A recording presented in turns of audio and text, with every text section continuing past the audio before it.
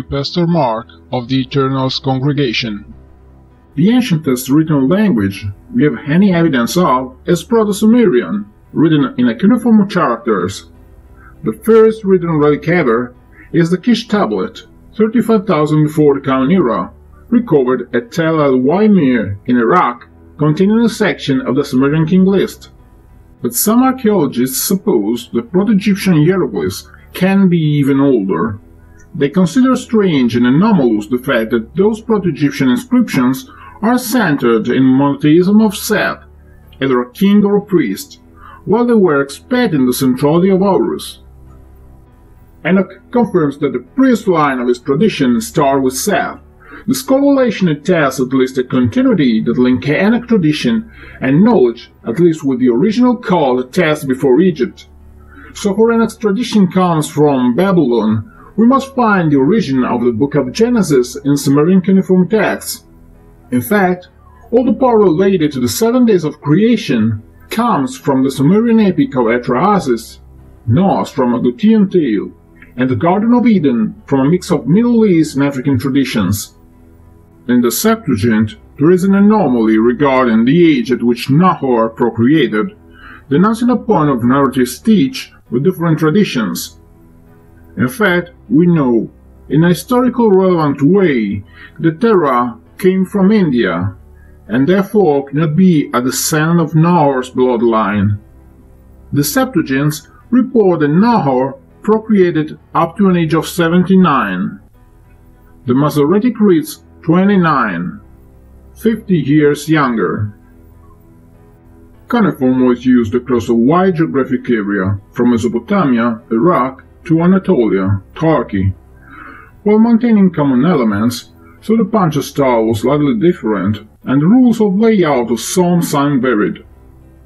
The sexagesimal numbering transcription system was partly additive, typical of the Semitic area in general, and partly positional, characteristic of the so-called Arabic numerals. It is a simple copy error for some probably wrecked tablet that determined in the Septuagint an anomaly in the relation of Nahor's age, that in reality died young. Let's now give a look at the age attained by the various patriarchs. It can clearly be seen that it decreases from generation to generation with a substantial linear trend. In this phase, however, we encounter two aberrations in the data. Canaan dies particularly young compared to the sequence of the patriarchs. We cannot exclude the possibility that the historical character was physically removed, as well as be deleted from the Jewish documental memory, just in order to eradicate the Arabian historical roots. The books of Enoch highlight an important historical factor, making us aware of the fact that Arpachshad was a contemporary of Nebuchadnezzar II. Actually, Reu is usually, but not unequivocally, considered contemporary to the beginning of the Tower of Babel construction. This information has a considerable impact on the biblical interpretation.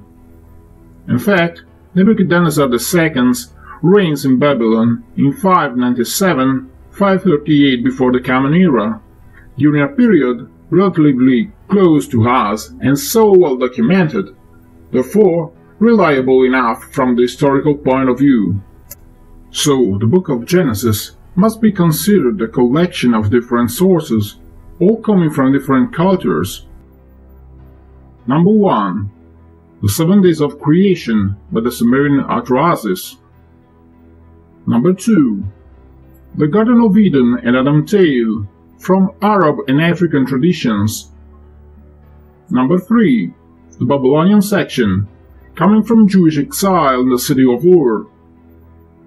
Number 4. The recollection of Torah teachings. And finally, number 5. The tale of the wise priest Abram's life. All these are separated textual sources and have to be analyzed separately. In 538 before the Common Era, Cyrus II, the Great, king of Persia, granted the Jews to return to the places of origin. The Tower or Ziggurat of Babylon, specifically the city of Ur, symbol of power, collapses, and several peoples and languages forcibly mixed inside the city, then spread all over the world, returning home. Not everyone, however, decided to leave. Someone, like Reu's family, stayed at Ur. Reu is overtly contemporary of the Tower of Babel, not necessarily to its construction, but surely to the event of its symbolic and perhaps even architectural collapse. The whole issue of the Babylonian exile and its tower is therefore later than the exodus from Egypt, with about 800 years of separation between the two events.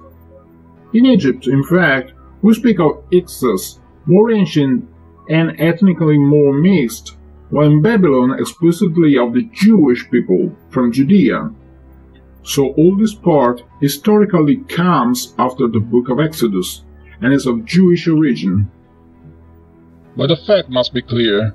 Genesis 25:4 says, "The sons of Abram and Midian were Ephah, Epher, and Enoch." The presence of Enoch sends the whole fake biblical chronology upside down, and Midian is the name of the hometown of the worship of El, equivalent of Horus.